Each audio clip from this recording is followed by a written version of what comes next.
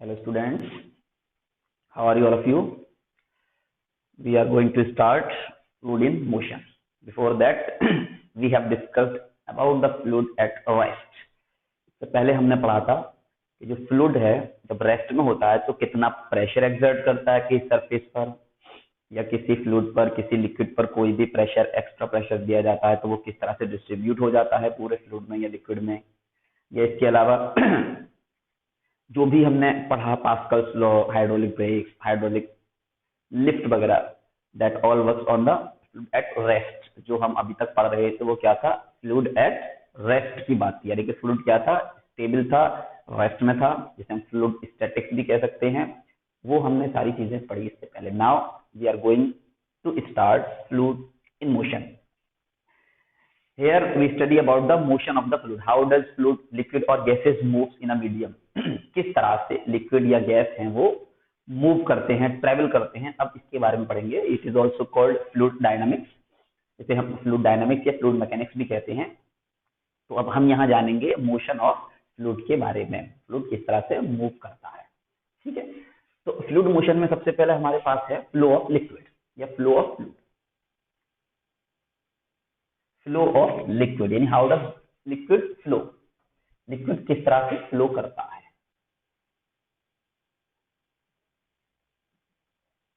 Flow of liquid या हम पढ़ेंगे फ्लो ऑफ फ्लूइड। फ्लूइड में गैसेस और लिक्विड दोनों ही आ जाया करते हैं।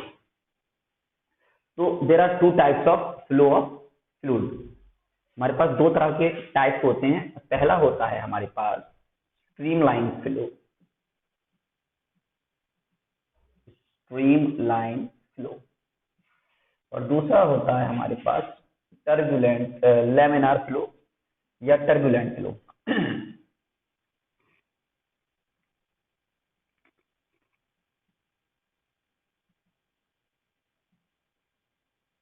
Laminar flow, streamline flow, laminar flow, and there is other one which is called turbulent flow. Streamline flow क्या होता है? Streamline flow इस तरह से है कि जब लिक्विड फ्लो कर रहा है,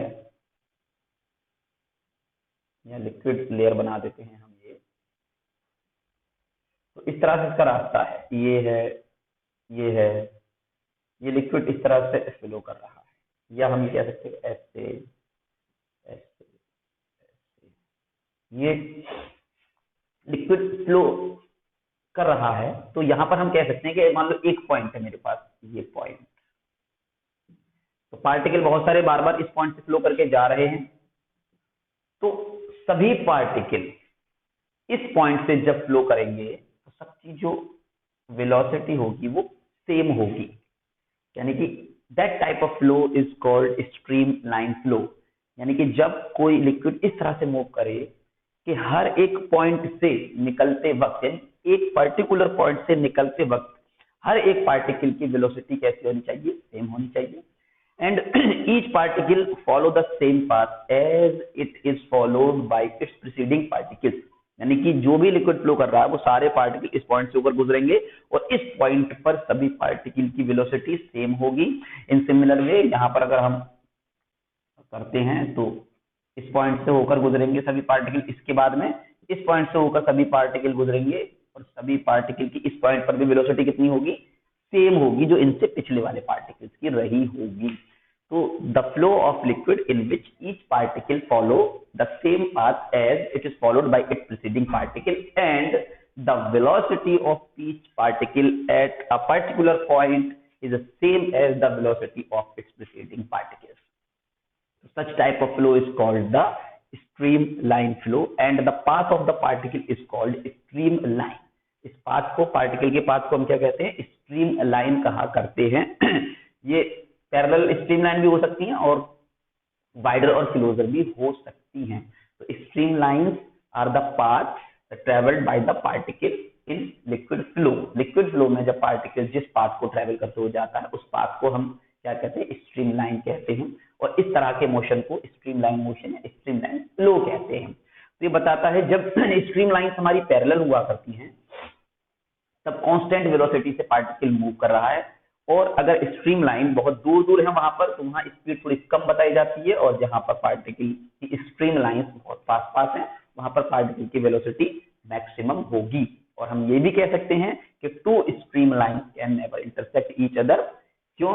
क्योंकि हम स्ट्रीम लाइन पर जिस डायरेक्शन में टेंजेंट ड्रॉ कर देते हैं वो डायरेक्शन हमें क्या देता है, direction of velocity of flow देता है।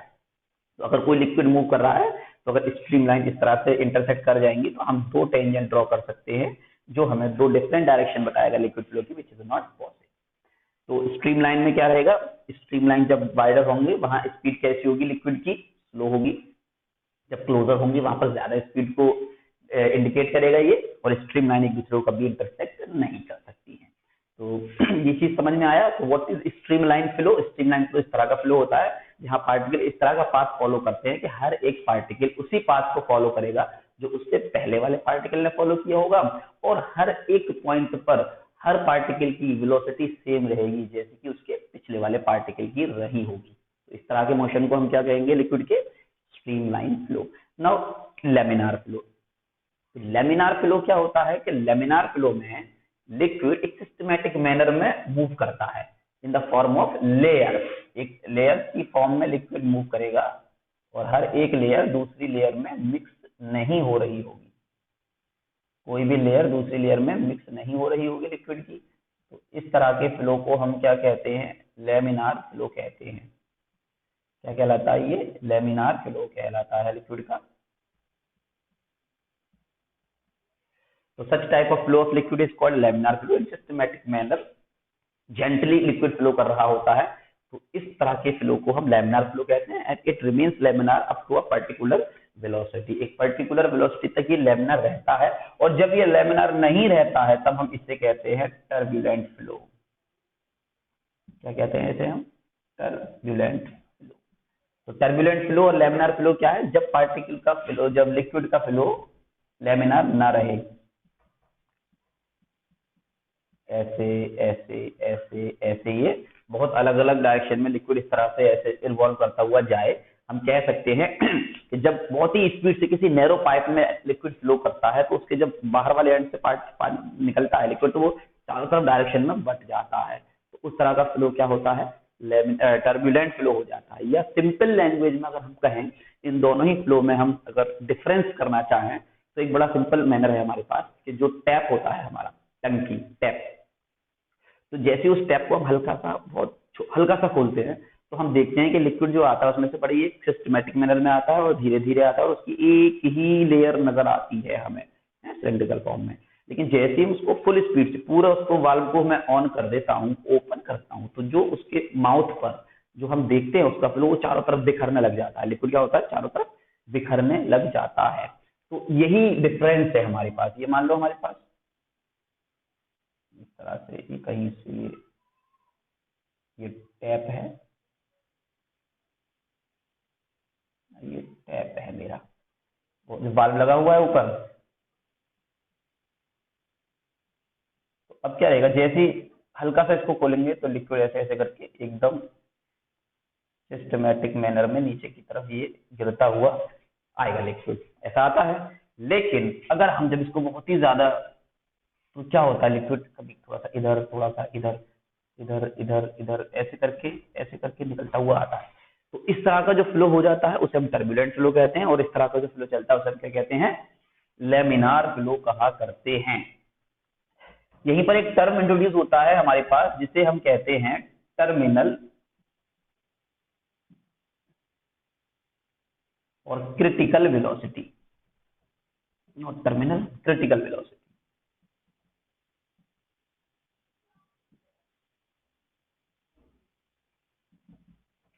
तो क्रिटिकल वेलोसिटी क्या रहती है?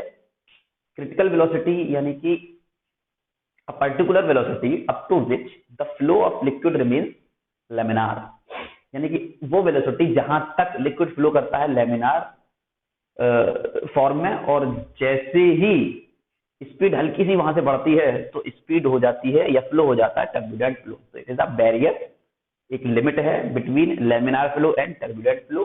तो दैट अ पार्टिकुलर स्पीड या maximum speed of flow of liquid up to which the flow of liquid remains laminar and above which the flow becomes turbulent is called critical velocity. So these are the some terms regarding the flow of liquid. जब liquid flow करता है तो वो streamline flow होता है, laminar flow होता है, turbulent flow होता है। तीनों तरह के फ्लो के बारे में हमने जान लिया। Now one more important characteristics of a liquid which play an important role in the flow of liquid. अब एक और टर्म है हमारे पास जिसके बारे में हम जानते हैं, जो बड़ा ही इंपॉर्टेंट रोल प्ले करता है किसी भी लिक्विड के फ्लो में। जब लिक्विड फ्लो करता है तो उसका जो फ्लो है कि how does it flow, slower, faster, depends on a particular term which is called viscosity. Next we have viscosity. So viscosity is a very important term. So what is viscosity? इसके बारे में थोड़ा सा जानना है। Let us discuss about that. So we have common experiences. बहुत ही common experiences हैं हमारे पास कि हम किसी एक सरफेस पर हनी लिया हमने, उसको हमने फ्लो कराया, वाटर को फ्लो कराया, है ना। इसके अलावा ऑयल को फ्लो करा सकते हैं, मस्टर्ड ऑयल है हमारा या कोकोनट ऑयल है, डिफरेंट टाइप के ऑयल्स हैं, उन्हें हम फ्लो करा सकते हैं। तो यहाँ देखा जाता है कि हनी जो होता है बड़ी स्लोली फ्लो करेगा और कम दूर तक जाकर रुक जाएगा, लेकिन जो वाटर है इन सभी लिक्विड में सबसे दूर तक जाकर रुकेगा फ्लो करता हुआ। इसी तरह से हम ये देखते हैं कि it is easier to run in air rather than in water.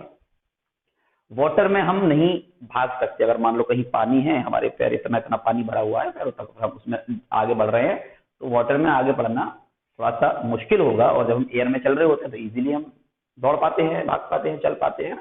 इसी तरह से और भी कॉमन एग्जाम्पल, एक फनल लेते हैं हम और उस फनल में से वाटर को और हनी दोनों को नीचे गिराते हैं। हम ये देखेंगे लिक्विड बड़ी इजीली नीचे आएगा उस फनल में से, लेकिन हनी जो होगा बहुत ही धीरे धीरे आएगा। और एक एग्जांपल हम लेते हैं कि कोई हमारे पास कंटेनर है, ग्लास है, बीकर है, बर्तन है, उसमें पानी को हमने रखा हुआ और उसको ऐसे ऐसे करके हमने घुमा दिया, स्टिर कर दिया, और स्टिर करने के बाद में देखते हैं वो धीरे धीरे अपने आप ही जाकर रेस्ट में आ जाता है। तो what is the reason behind all these experiences and what is the reason behind the flow of this liquid? इन सबके पीछे क्या रीजन है, क्यों हनी इतना स्लोली फ्लो करता है, क्यों वाटर इतना तेजी के साथ फ्लो कर जाता है? And the reason behind that is viscosity of the liquid or fluids. Viscosity एक कैरेक्टरिस्टिक्स है, एक प्रॉपर्टी है।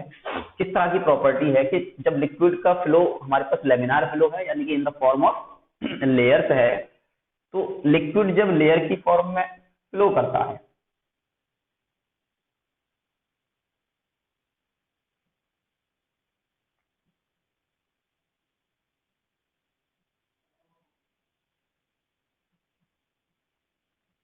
तो ये जब लेयर की फॉर्म में फ्लो करेगा, जो कि एक दूसरे से मिक्स नहीं हो रहे हैं, इनके बीच में क्या होगा, एक इंटरमॉलिक्यूलर अट्रैक्शन होगा विच इज कोहेसिव फोर्स। कैसा रहेगा? कोहेसिव फोर्स रहेगा इनके बीच में, इंटरमॉलिक्यूलर अट्रैक्शन रहेगा।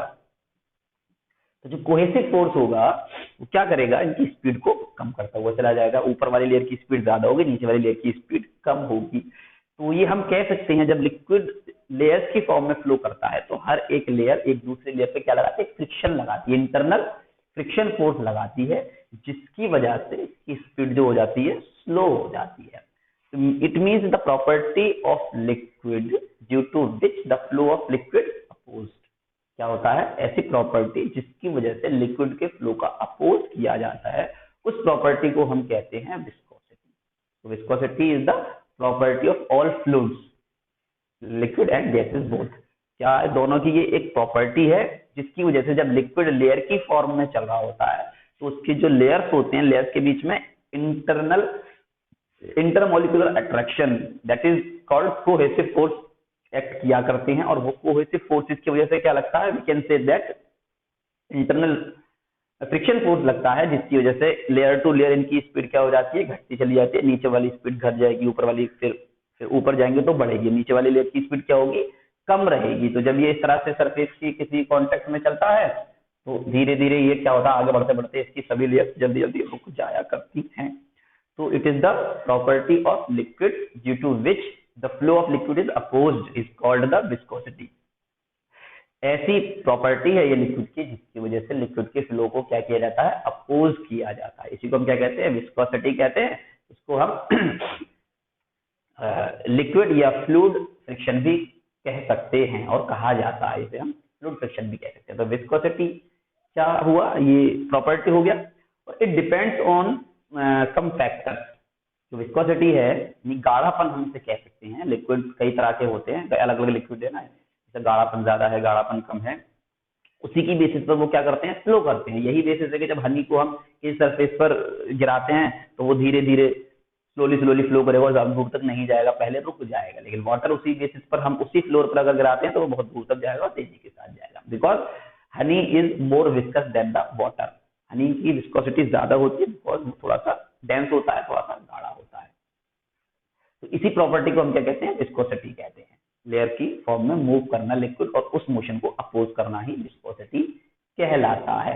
अब विस्कोसिटी जो डिपेंड करती है वो पहला है टेम्परेचर पे डिपेंड करेगी, यानी कुछ फैक्टर्स हैं जिन पर विस्कोसिटी डिपेंड करती है। तो टेम्परेचर, अगर हम लिक्विड का टेम्परेचर बढ़ाएंगे, लिक्विड का टेम्परेचर बढ़ाने से उसकी विस्कोसिटी क्या होती है, कम हो जाती है। दूसरा होता है प्रेशर।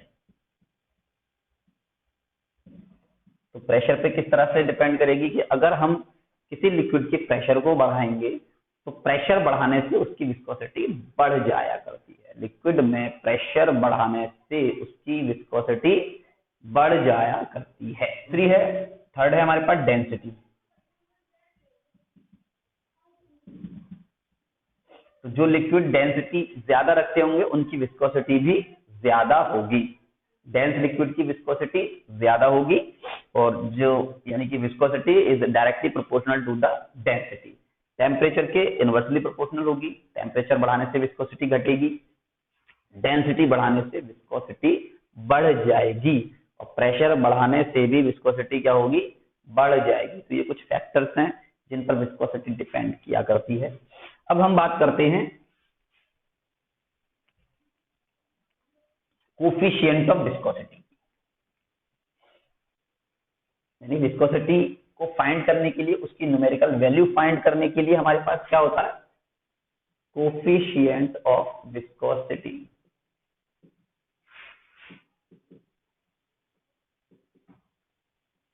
ये हमारे पास एक न्यूमेरिकल टर्म फाइंड करना है हमें विस्कोसिटी के लिए। तो ये कोफिशिएंट ऑफ विस्कोसिटी है, इसको समझते हैं। ये हमने कंसीडर किया, एक सरफेस पर लिक्विड फ्लो कर रहा है in the form of layer. किसकी फॉर्म में, लेयर की फॉर्म में लिक्विड का फ्लो हमने लिया हुआ है।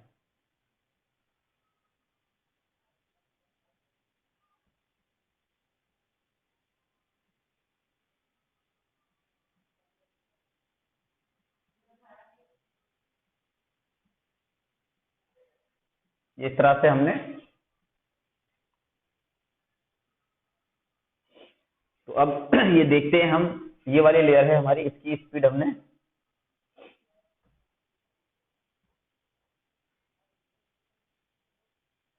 v2 मान लिया, और एक ये लेयर है, इसकी स्पीड हमने v1 मान लिया। तो इसका जो चेंज है स्पीड का वो हमने डेल्टा v मान लिया,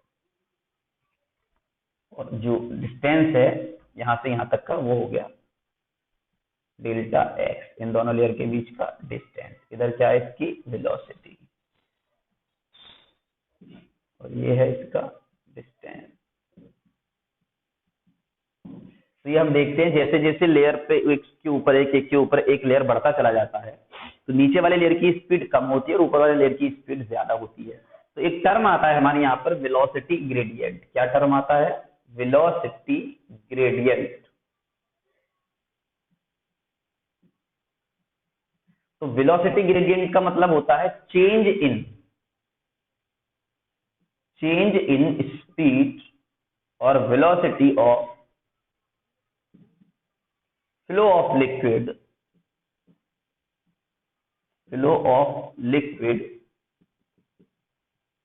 with respect to the distance perpendicular to the direction of flow।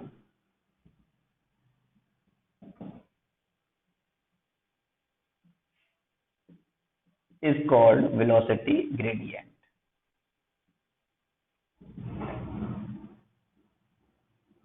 ये कहलाता है वेलोसिटी ग्रेडियंट, है ना।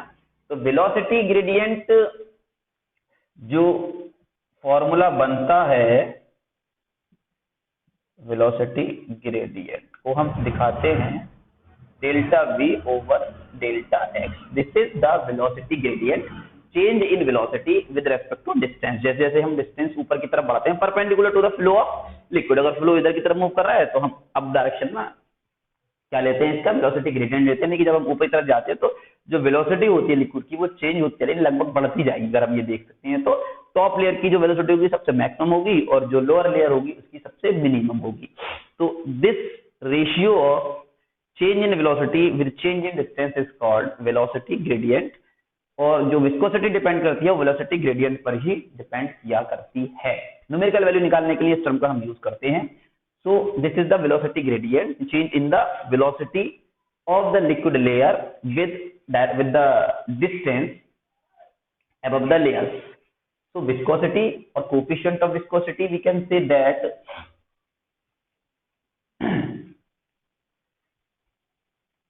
अब यहाँ पर हम ये बता सकते हैं कि जो हमने बताया मेन कॉज क्या है विस्कोसिटी का। विस्कोसिटी का मेन कॉज बताया हमने intermolecular attraction between the particles और कोहेसिव फोर्सेस और द फ्रिक्शन फोर्स, यानी कि लेयर फ्रिक्शन लेयर जो होती है। तो हम ये कह सकते हैं कि जो अपोजिंग फोर्स है या जो फ्रिक्शनल फोर्स बिटवीन लेयर लग रहा है वो डिपेंड करता है सबसे पहले किस पे डिपेंड करेगा, एरिया।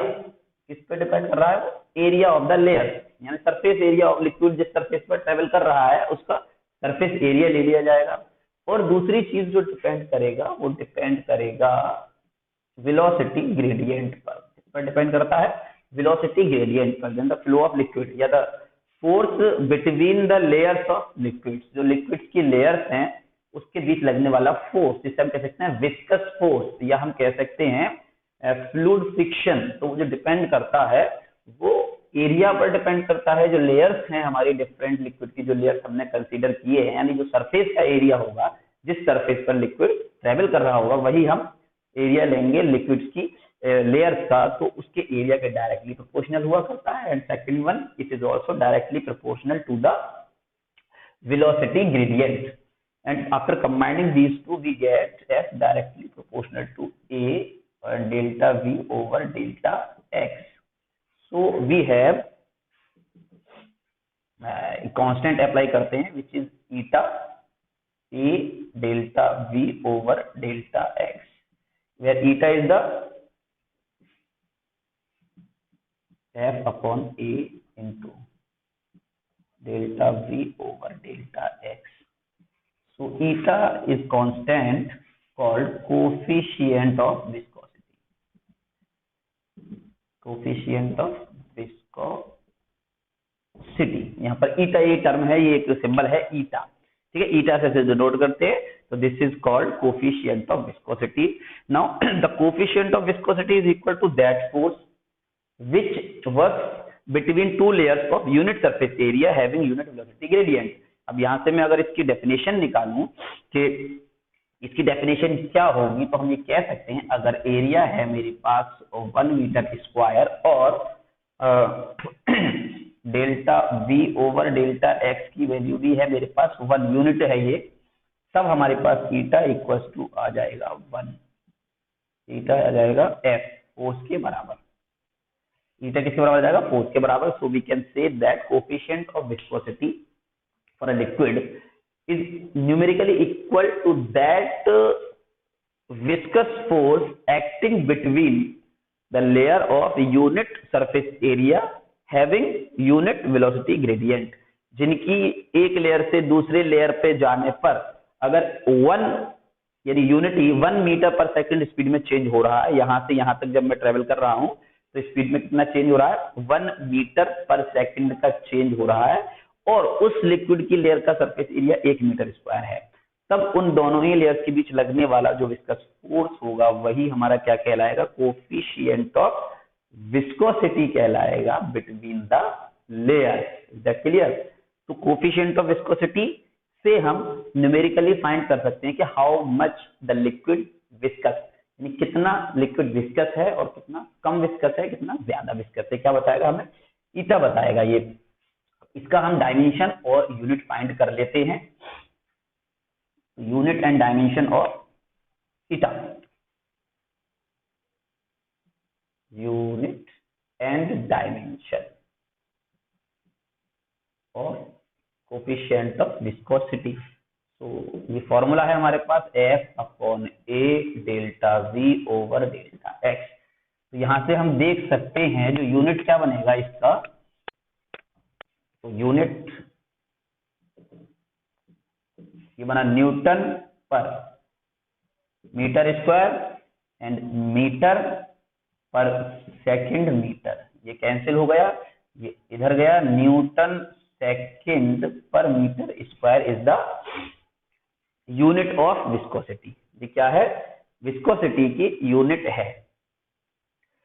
इसका दूसरा यूनिट पॉइस भी होता है, पॉइसिल नाम के साइंटिस्ट के नाम पर इसका दूसरा यूनिट क्या होता है, अनदर यूनिट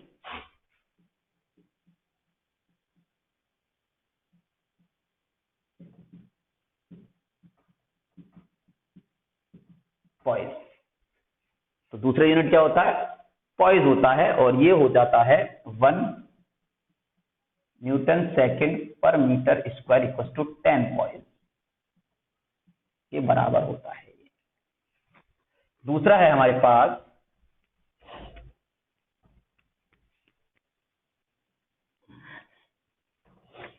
डायमेंशन फॉर्मूला,